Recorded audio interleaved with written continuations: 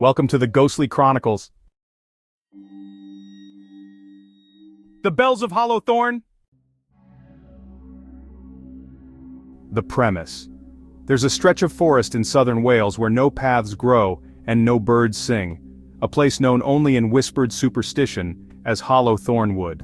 According to the oldest local legends, once every century, a strange chime echoes through the forest, not made by wind or church, but from beneath the ground.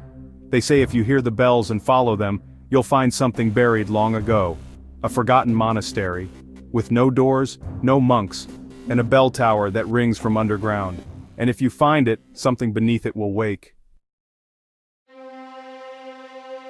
The adventure. 4 thrill seekers, Dane, Kira, Yusuf, and Lila, well known for chasing obscure folklore for their podcast, Lore Hunters, arrive in the region after finding a translated Latin manuscript from 1234 that mentions Campanae Silenti, the silent bells, supposedly hidden in Hollow Thorn. The timing lines up. This is the 1st century mark since the last recorded mention of the bells. They hike into the forest, equipped with gear, recorders, and skepticism.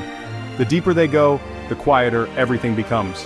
No wind, no birds, not even insects. Then, just as the sun sets, the bells begin to ring.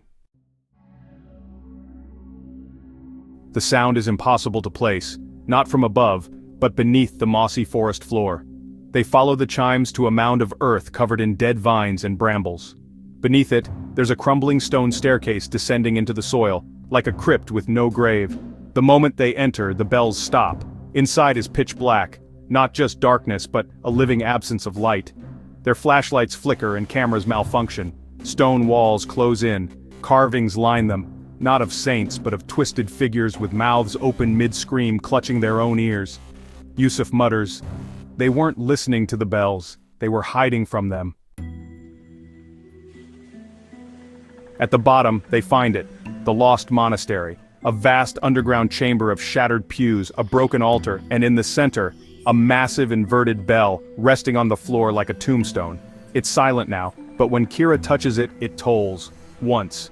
The sound is deafening, bone deep, and something cracks in the stone beneath it. They try to flee, but the stairwell has disappeared. The only way is forward, deeper. The floor splits open, a shaft leads even lower, where the earth pulses like a heartbeat. They descend into a space that should not exist, a chamber of bones and roots, and in the center a pit of shadows. Then, voices. Faint. Familiar, each one hears someone they lost. Yusuf hears his sister, Kira hears her father, Lila hears herself, Dane doesn't hear anything. Just silence. And then the sound of feet behind him, but no one's there. Lila steps too close to the pit, a hand of rotted vines and bones reaches up and pulls her in. The bell tolls again, Yusuf screams, and the sound splits the walls. One by one, the others vanish. The shadows stretch, the carvings melt into weeping faces. Dane, the last, walks to the bell and says, "What do you want?" A whisper replies, "Sound." He rings the bell a final time. Only the recording survives, corrupted, filled with static, and one final sound, the slow, rising ring of a 3rd bell toll. And then, just beneath it, a whisper, in Lila's voice. The bells are no longer sleeping. Please like, share, and subscribe.